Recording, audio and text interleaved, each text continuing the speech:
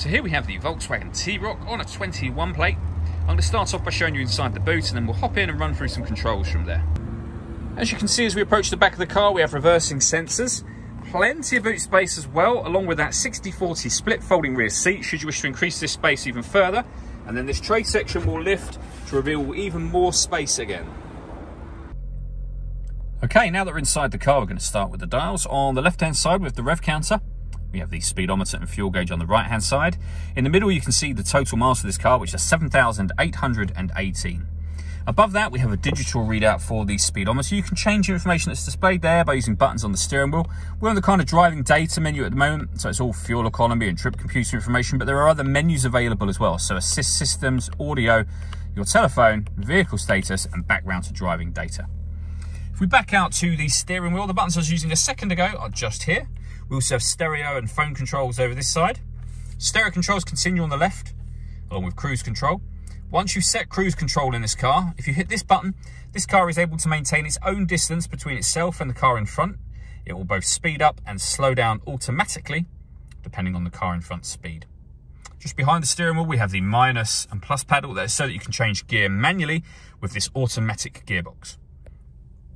Over in the center, we have the touchscreen for the car. So this is where you can access your radio, amongst other things, of course. We're on the radio menu at the moment, so you can see we have FM, DAB and internet radio. If you want to listen to your own music, you can do that via Bluetooth audio. There are a few other ways of doing it. If you hit the My Media setting just there as well, they are saved tracks that you can save to the car.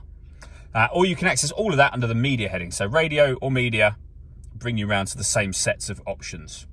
This is where you pair your phone as well. So just follow the instructions on screen to do that.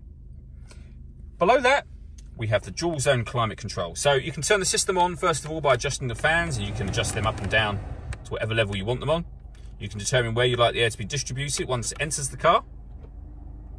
Then you can determine the driver temperature, the passenger temperature. When you're happy with all of those settings, that button turns your air conditioning on, and it's on right now. It'll turn it off again, of course. Or press auto. The car will now take control of the fan speed and the direction of the air to maintain the temperatures you've asked for.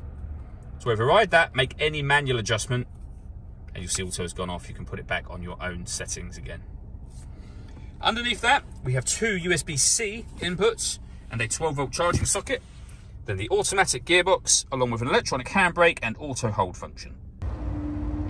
All that leaves me to say is thank you for taking the time to watch this video. If you'd like to come and see the car in person and have a test drive, please feel free to call any of our MJA sites. We'd love to hear from you soon.